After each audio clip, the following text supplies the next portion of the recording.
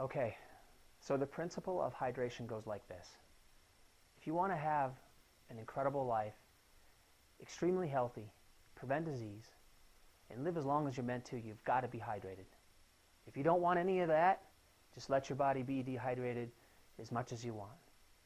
A little silly, I know that. But I tell you this, out of all the people I've seen over the last 12 years, I would say that on average, probably 90% or greater of those individuals are chronically dehydrated and they don't even know it.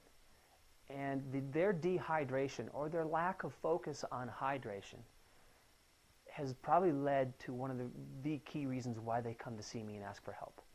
So hydration plays a major role in almost every single element of function in the human body, from how the brain can process, down to how the muscles can work and relax, function properly, down to how the liver and the kidneys filter things out of the body. Every single cell in your body, to be able to talk to one another and function properly, needs to be hydrated. Do you understand that? You're an electrical being, and you need to have water present inside your body in great amounts in order for electricity to be conducted from A to Z. So that's probably one of the most interesting elements of dehydration, is the body just cannot conduct electricity. Cells can't talk to each other. Muscle cells can't function.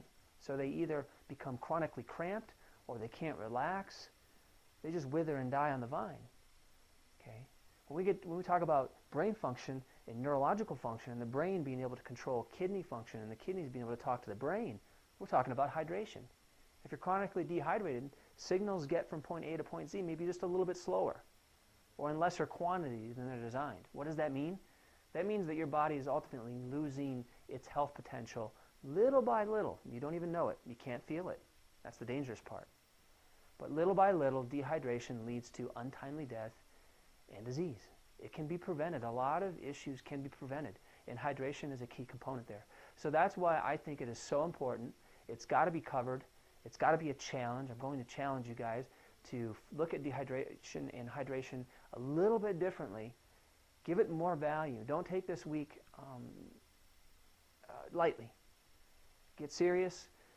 Focus on the next videos in terms of purpose, and most importantly, make sure that you watch the video on practice. I'm going to give you a couple tips, a couple strategies that I use personally to make sure that my body stays functioning at its highest level. So let's get on to the next video.